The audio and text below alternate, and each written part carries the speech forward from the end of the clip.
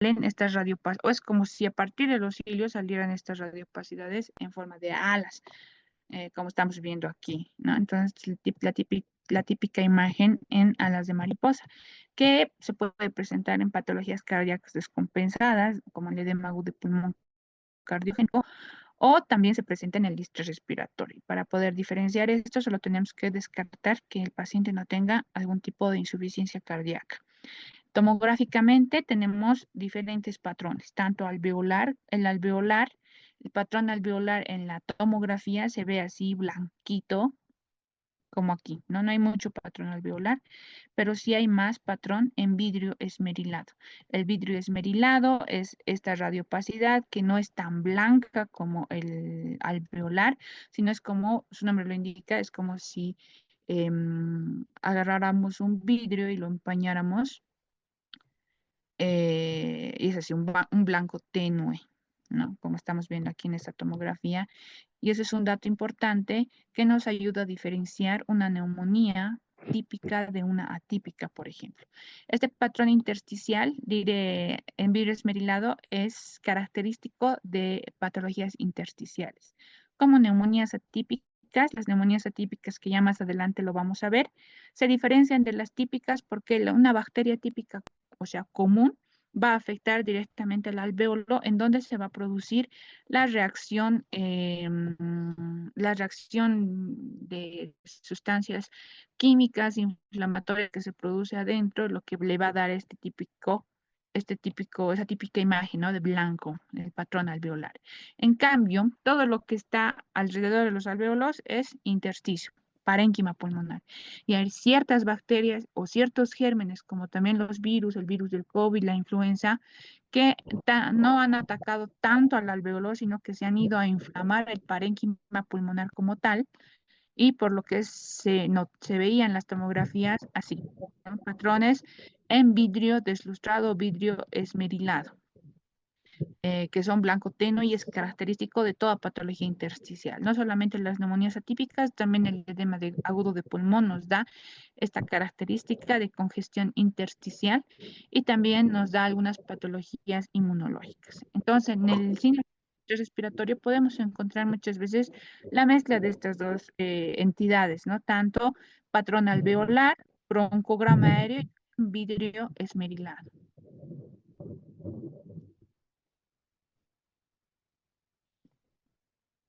Bueno, ¿cuáles son los factores de riesgo para que pueda producir un síndrome de distrés respiratorio agudo?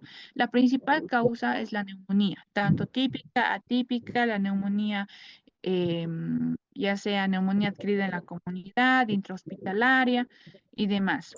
La broncoaspiración, que es frecuente en pacientes que ingieren bastantes bebidas alcohólicas, ya que a veces vomitan, se broncoaspiran, entonces nos puede dar una infección, una reacción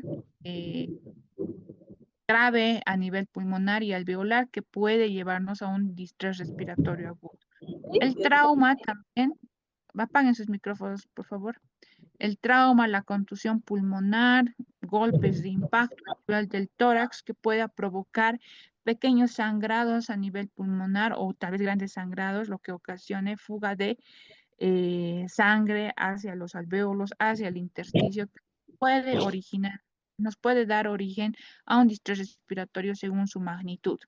La pancreatitis, por el proceso inflamatorio grave que se da a nivel del páncreas en patologías abdominales, puede haber también una inflamación por continuidad, es decir, por cercanía del páncreas hacia la cavidad torácica, puede haber una traslocación de gérmenes y producir también un tipo de distrés respiratorio agudo. Quemaduras también, shock que no sea cardiogénico, puede ser shock séptico, que puede producir un distrés respiratorio, transfusiones frecuentes por exceso de acumulación o por reacciones hacia la transfusión puede producirse un distrés respiratorio agudo. Enfermedades inmunológicas como la vasculitis por presencia de sangrados e inflamación a nivel de los alvéolos y la parte intersticial más que todo, entre otras enfermedades. Entonces, Esas son las causas frecuentes de la etiología del distrés respiratorio, ¿no? Tenemos también algunos factores genéticos, como son las alteraciones en la interleuquina 6, factor de necrosis tumoral, factor de crecimiento vascular, biomarcadores como la interleuquina 6, interleuquina 8, niveles bajos de proteína C, que son algunas alteraciones genéticas y es con las alteraciones que uno puede hacer, ¿no? Entonces, la neumonía por broncoaspiración es uno de los casos también frecuentes que se ve mucho en el hospital. Y la administración excesiva de ventilación mecánica también puede dar origen a este tipo de alteraciones por trauma, es decir, cuando entra el oxígeno, la presión de oxígeno con mucha fuerza, puede dar origen a alteraciones y daño a nivel de los alvéolos, puede producir rotura de los alvéolos, a lo que se llama volutrauma o barotrauma, o puede producir el cierre brusco de algunos alvéolos, lo que va a llamarse atelectrauma, y puede dar lugar a un distrés respiratorio agudo.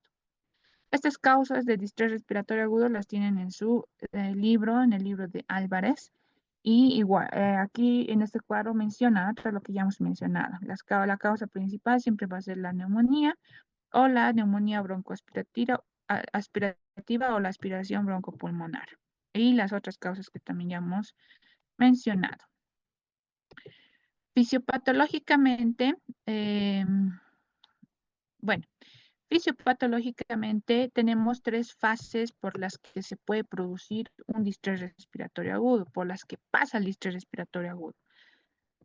Y la primera fase es la fase exudativa, que es cuando el agente causal, sea un germen o cualquier cosa que haya originado inflamación a nivel alveolar o a nivel intersticial. También el intersticio hemos dicho que es todo lo que está alrededor, todo el parénquima pulmonar que está alrededor de los alvéolos, entre los alvéolos y su microvasculatura y demás. Entonces, la fase exudativa es cuando ingresa este germen y este germen es sacado inmediatamente los macrófagos alveolares y se liberan diferentes sustancias por los neumocitos tipo 1 y se liberan diferentes sustancias inflamatorias como las citocinas, las interleuquinas 6, 8 y demás, lo que va a producir que haya bastante secreción a nivel alveolar y también bastante infiltrado intersticial por la inflamación y por la secreción de todas estas sustancias.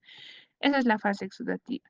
La proliferativa ya es cuando el tejido, al haber toda esta alteración, el tejido alveolar y el tejido del endotelio vascular, de la microvasculatura pulmonar, también se va a ir alterando, y la proliferativa es cuando intenta reparar todo ese tejido dañado por la inflamación. Muchas veces estos procesos neumónicos o este distrés respiratorio termina ahí, ¿no? Entonces empieza a proliferar el tejido nuevo y se restaura. Sin embargo, si no se puede controlar la infección, tal vez porque el paciente se ha descuidado, no acude a tiempo al hospital, o porque tal vez nosotros no llegamos a tiempo a determinar la etiología y no podemos hacer un tratamiento rápido y oportuno, pasa a la siguiente fase, que es la fibroproliferativa, es decir, ya la producción de fibrosis. Entonces, cuando esta inflamación, este distrés respiratorio tarda mucho en solucionarse, ya empieza a haber depósito de colágeno y de otras sustancias a nivel del intersticio, lo que va a ocasionar, en otros términos, endurecimiento de este intersticio, dando origen a la fibrosis pulmonar. Y es lo que ha causado el COVID, ¿no? El COVID ha sido una inflamación sistémica tan grave y que lamentablemente no teníamos un tratamiento definido desde un principio, todo recién se estaba estudiando. Entonces, hemos hecho lo que se ha podido en los hospitales. Entonces, ha habido una prolongación de esta inflamación en el paciente. Muchos han llegado a morir pasando a la fase fibroproliferativa, no se ha logrado controlar, y muchos también han quedado con secuelas, la fibrosis pulmonar por COVID-19, que es ya cuando han llegado a esta fase fibroproliferativa por no controlarse de forma temprana la infección o la inflamación. y lamentablemente han quedado con secuelas, ¿no? Entonces, la fase exudativa se define como la aparición de un edema rico en proteínas, neutrófilos, en macrófagos y eritrocitos en los espacios alveolares. El epitelio alveolar está distorsionado, se empieza a distorsionar la membrana basal también, que aparece denudada. Suele estar sustituida por un material ácido periódico de Schiff que es identificado únicamente por anatomía patológica. Es decir, si en esta fase mandáramos la secreción alveolar a anatomía patológica, nos va a identificar este ácido periódico, lo que nos va a hacer notar de que el paciente está en esta fase, ¿no? En la fase exudativa. Sin embargo, mandar a anatomía patológica solamente para saber que está en esta fase es un tanto, em, está un tanto de más. ¿Por qué? Porque vamos a perder tiempo. Anatomía patológica nos reporta los resultados en 9, 10 días. Hasta eso el paciente ya va a pasar a otra fase, incluso tal vez ya va a estar peor, ¿no? Entonces, no conviene mandar muestras para identificar si está o no. Tenemos que saber mucho la fisiopatología y relacionar mucho con la clínica en el paciente y el tiempo de evolución también. Es la llamada membrana hialina que se produce dentro de los alvéolos. Este ácido periódico es la membrana hialina, ¿no? Esta membrana está constituida por fibrina y detritos que derivan de la destrucción de los neumocitos tipo 1, que es el hallazgo más característico del síndrome de distrés respiratorio. Entonces, a nivel alveolar, el hallazgo anatomopatológico más característico es la presencia de la membrana hialina. La fase proliferativa es el momento en el que el tejido se está queriendo regenerar. La membrana alveolo-capilar de anudada empieza a regenerarse, preferentemente a expensas de los neumocitos tipo 2, que tratan de sustituir a los de tipo 1 que se están perdiendo en este proceso de inflamación. Y finalmente la fase fibrótica, que es a la fase a la que debemos evitar que el paciente llegue, es la expresión de la reparación fibrótica. Ya no se repara como aquí, ¿no? Sino aquí ya empieza a haber una reparación más agresiva, eh, en la que se observa una proliferación extensa de fibroblastos que se entremezclan con las membranas hialinas y ya formadas y con depósitos variados de material de colágeno. El colágeno y los proteoglicanos son los que forman este tejido fibrótico. Y existen enfermos en los que la evolución es rápida, satisfactoria, que no llegan a desarrollar esta fase fibrótica. Pero hay otros enfermos de que lamentablemente llegan a esta fase y quedan con secuelas. No siempre puede ser por COVID, puede ser por otro tipo de inflamación pulmonar prolongada, ¿no? La tuberculosis también, puede ser también en las neumonías por influenza, que ahora estamos con presencia de casos de influenza, ¿no? Los neumocitos tipo 2 se diferencian finalmente en neumocitos tipo 1 y se restaura la integridad de la barrera alveolo-capilar. Eso en caso de que el paciente no llegue a esta fase fibrótica. Si llega, entonces ya hay depósito de colágeno, de proteoglicanos, lo que va a dar origen a la fibrosis pulmonar. ¿Cómo se hace el diagnóstico? Pues el diagnóstico ya en realidad en todo el tema ya hemos ido enfatizando. Primero, siempre los síntomas, ¿no? En un paciente con insuficiencia respiratoria aguda va a haber disnea, cianosis, y en un distrés respiratorio agudo, justamente por la aparición de este edema pulmonar, es decir, estas imágenes radiográficas bilateral, va a haber crépitos bilaterales en el paciente, taquipnea, taquicardia, diaforesis y uso de músculos accesorios, es decir, los signos típicos de una insuficiencia respiratoria aguda. No es suficiente con eso porque habíamos dicho que esto puede deberse a causas también cardiogénicas. A esto tenemos que complementar con gasometría arterial y rayos X o tomografía de tórax. Y obviamente tomar en cuenta mucho los criterios de Berlín para catalogarlo dentro de un distrés respiratorio agudo como tal. Y otros métodos, ya en caso de que no podamos llegar a un diagnóstico, es la biopsia pulmonar, ya que es sacando una muestrita de tejido de pulmón que se hace con aguja fina, punción y aspiración de tejido. Sin embargo, es un tanto riesgoso porque podemos lesionar alvéolos, pulmón, porque se hace a ciegas, obviamente guiado por tomografía, pero siempre hay riesgo de producir neumotórax, es decir, pincharle al pulmón y hacer que el pulmón se colapse, se desinfle y se salga todo el aire al espacio pleural. Entonces, la biopsia pulmonar no es tan recomendada por las complicaciones que nos dan, ¿no? Y luego el lavado broncoalveolar, sí, lo podemos hacer con fibrobroncoscopía. Y la ultrasonografía, que es muy útil para poder valorar líneas B de Kerley, A de Kerley, que son más característicos de las patologías cardíacas, ¿no? Y así poder diferenciar de un distrés respiratorio agudo. La causa, lo principal siempre es identificar la causa. Es nuestro objetivo desde que un paciente ingresa con distrés respiratorio, es identificar la causa, porque si no sabemos la causa no vamos a poder tratarlo de forma adecuada. Y si no lo tratamos de forma adecuada, el paciente va a seguir su evolución fisiopatológica con las fases que hemos mencionado que puede llegar a la fase fibrótica ya con futuras secuelas, ¿no? Entonces, la principal causa habíamos dicho que es la neumonía.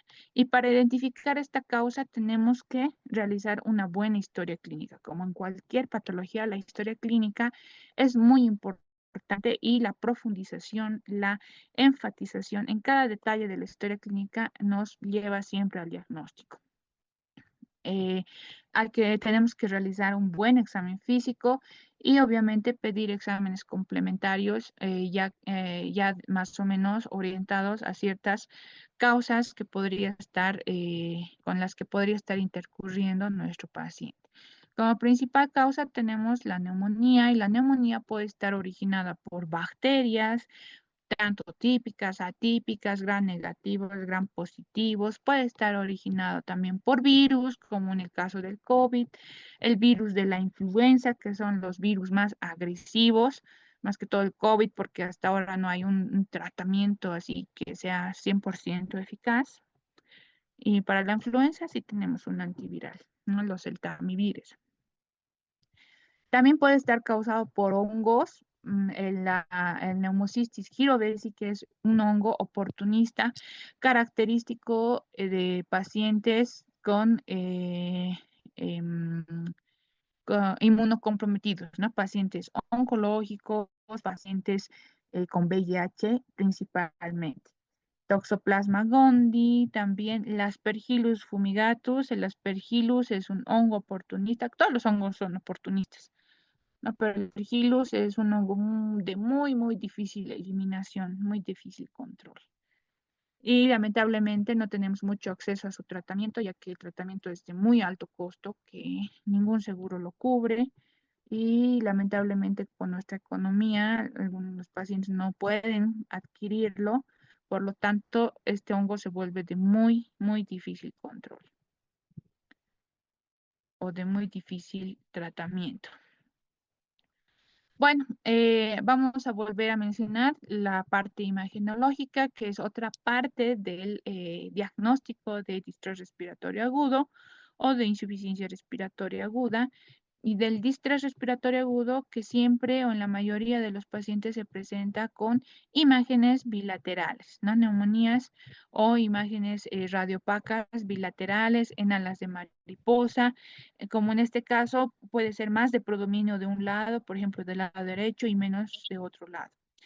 En el Bracamonte ahora está habiendo muchos casos de neumonías de rara procedencia, es decir, que no tienen una presentación típica. Ya más adelante vamos a ver esto de las neumonías, tanto típicas, atípicas. Se dice atípica cuando una neumonía no tiene los síntomas que la literatura nos menciona, ¿no?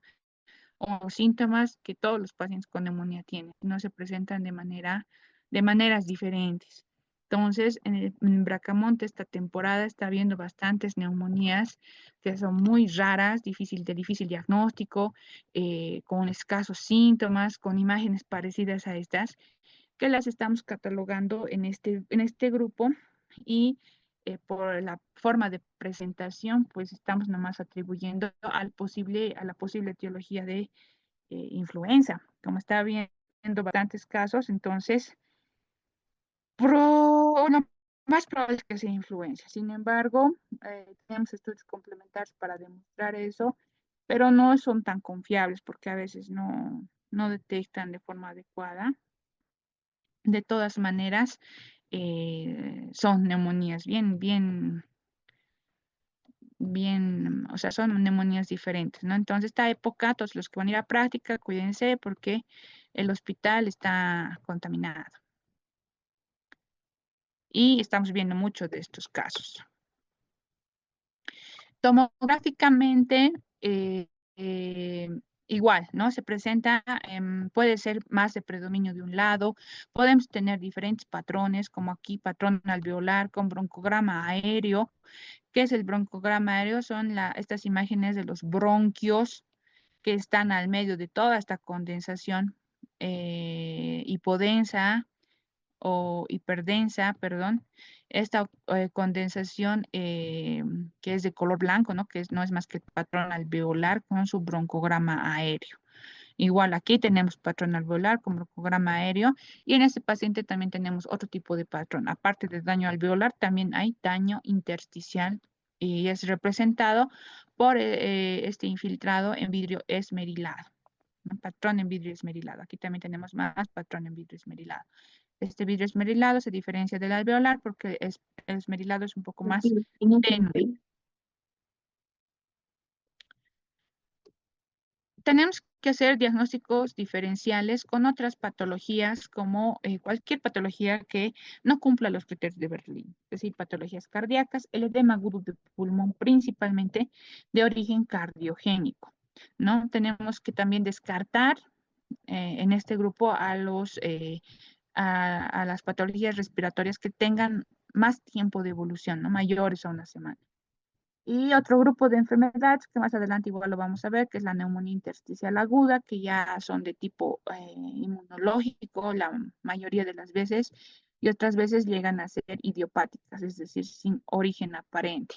Neumonías criptogénicas organizadas, que igual no tienen causa aparente, pero son más de origen inmunológico. Y tenemos que hacer diferencia con esas patologías, ¿no? Y aquí en su libro tienen este cuadrito en donde podemos ver la diferencia entre síndrome de distrés respiratorio agudo y el edema agudo de pulmón. En la historia clínica, el paciente puede estar en estado de sepsis, una neumonía clara con síntomas claros, puede tener traumatismos al momento de la anamnesis, ¿no? Puede tener antecedente de broncoaspiración, intoxicación.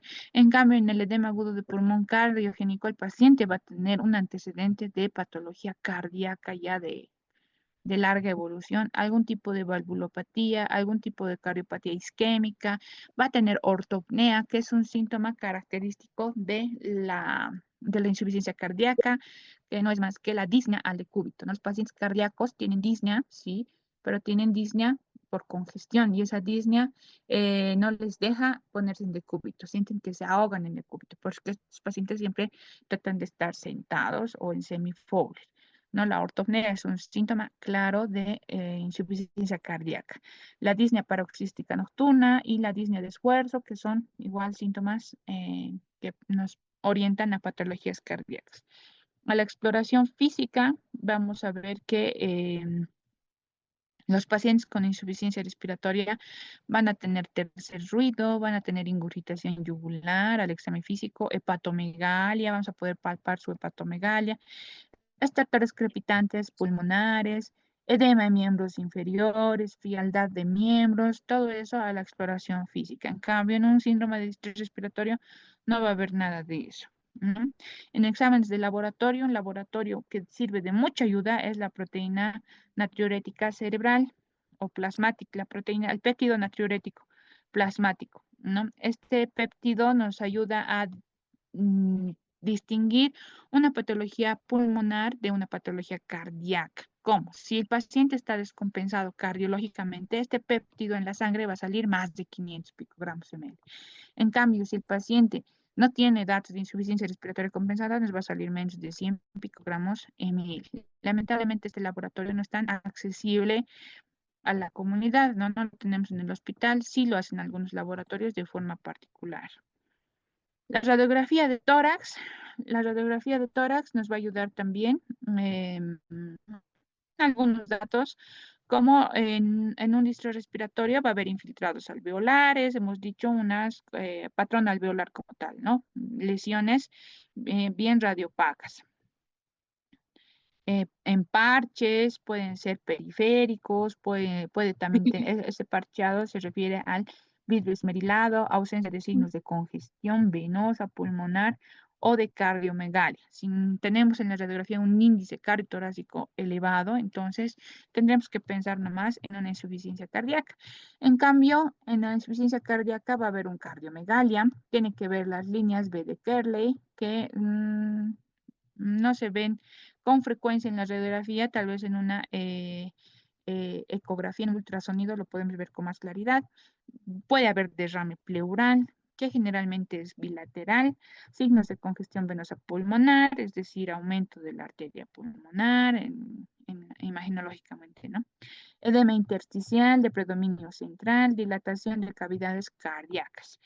Perdón, hasta edema intersticial nomás. En el ecocardiograma ya vamos a ver la dilatación de las cavidades cardíacas, valvulopatía, alguna disfunción ventricular sistólica o diastólica. Eso ya es haciendo un ecocardiograma al paciente.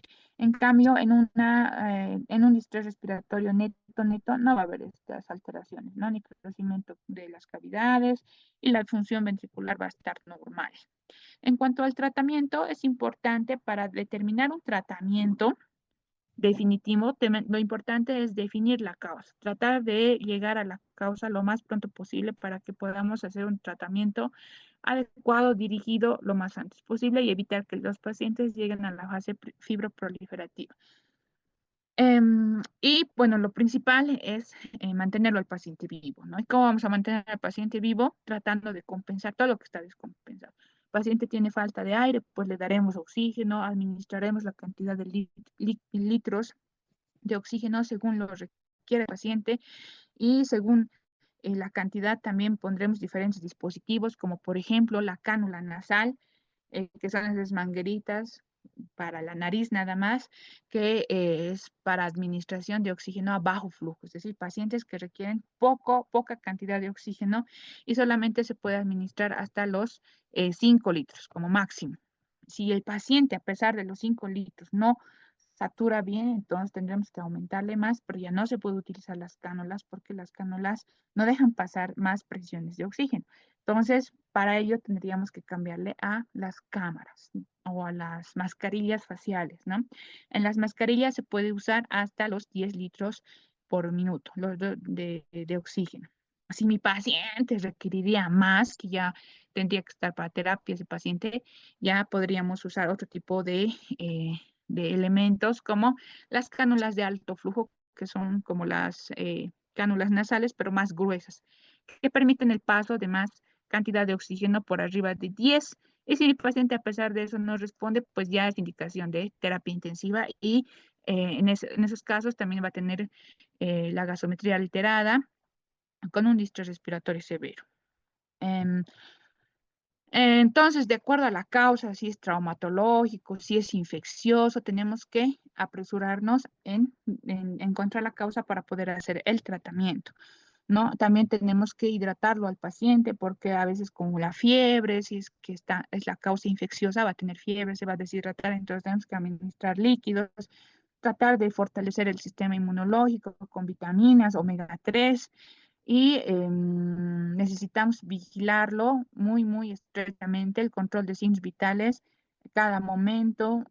Podemos pedirle electrocardiografía si es que estamos sospechando de alguna alteración cardíaca y la saturación de oxígeno tiene que ser continua porque los pacientes a veces se descompensan muy rápido. ¿no? Y así poder identificar a tiempo si requiere o no una ventilación más grande, como la ventilación mecánica que ya se hace en terapia intensiva. También tenemos que vigilar la diuresis horaria, porque eso nos indica si hay alguna alteración, tal vez oliguria o anuria, ya es un indicativo de que el paciente puede estar entrando en insuficiencia renal, lo que ya estaría dando origen a un daño multiorgánico, no solamente pulmonar, ¿no? El paciente se puede choquear. Entonces, el tratamiento siempre es manejo de la etiología, lo principal. Después ya se hacen otras cosas que todo ya lo he descrito en la anterior diapositiva, lo que se puede hacer en sala, y lo demás ya, si es que el paciente está en un distrés respiratorio moderado o severo, ya está a cargo de terapia intensiva, en donde se recomienda la sedación, pero tiene que ser ligera, tiene que haber analgesia, porque estos pacientes tanto con tanta taquipnea a veces empiezan a tener dolor muscular, entonces se cansan más rápido o evitan respirar. Entonces, la sedación y la analgesia ayudan mucho a la mecánica respiratoria. Tiene que haber una buena fluidoterapia, hidratación del paciente. Y en cuanto a los fármacos, que obviamente si es una etiología infecciosa, los principales fármacos serán los antibióticos, pero agregado a esto podemos usar también algunos otros como los esteroides, que ayudan en cuanto a la inflamación, pero también hay que valorar individualmente a cada paciente según les convenga o no, porque los esteroides hay que tomar en cuenta de que a veces disminuyen la inmunidad y puede ayudar a que el agente causal prolifere si es que es infeccioso. Si ya tenemos la causa, si mi paciente ya está con tratamiento para la infección, podemos usar esteroides para ayudar a desinflamar. Pero si no y usamos esteroides, solo vamos a ayudar a que el probable proceso infeccioso aumente. Entonces, esto se valora el paciente. Uso de heparina o heparina anticoagulación es necesario por el estado inflamatorio del paciente, ya que el estado inflamatorio produce la activación de la cascada de coagulación con la formación de coágulos. Y además el paciente va a estar todo el tiempo sedado, en reposo, entonces tiende a formar coágulos. Por lo tanto, tiene que estar por lo menos a dosis bajas, siempre anticoagulado. Luego hay otros tipos de mecanismos de oxigenación que ya se usan en terapia intensiva, como la oxigenación extracorpórea o el ECMO, que ya se usa en casos más severos de distrés respiratoria aguda. Sin embargo, no hay mucha evidencia de su ayuda. Si es que estamos en un síndrome de distrés respiratorio, lo mejor siempre es usar ventilación mecánica, bloqueo neuromuscular también se puede hacer, pronación del paciente, si se ha visto que hay mucho beneficio en la pronación del paciente. ¿Por qué? Porque al estar en decúbito, todos los órganos, el corazón y el mediastino, se apoyan sobre los pulmones y no les deja expandir adecuadamente. Entonces, cuando están en prono, los pulmones quedan libres para poder expandirse y además todas las secreciones por gravedad van a caer un poco a la parte, por gravedad, ¿no? A la parte inferior, y la parte posterior va a quedar en libertad para poder expandirse. Ventilación no invasiva como las cánulas de alto flujo podemos utilizar en síndrome de distrés respiratorio leve, y ya esto es más manejo de terapia intensiva, el PIB óptimo que no debe o que tiene que tener un mínimo de 5 centímetros de agua para evitar el colapso alveolar, y la ventilación mecánica asistida a volúmenes pequeños se ha demostrado que tienen buena respuesta en bastantes investigaciones que se han realizado en el COVID más que todo. Como conclusión, es fundamental siempre conocer la fisiopatología para darnos cuenta más rápido de lo que podría estar pasando en el paciente. Entonces, es cuestión de imaginarse y conocer la fisiopatología de qué mecanismos fisiopatológicos se podrían estar alterando, y según esos mecanismos podemos encontrar las causas o posibles causas para luego ir investigando con más exámenes complementarios.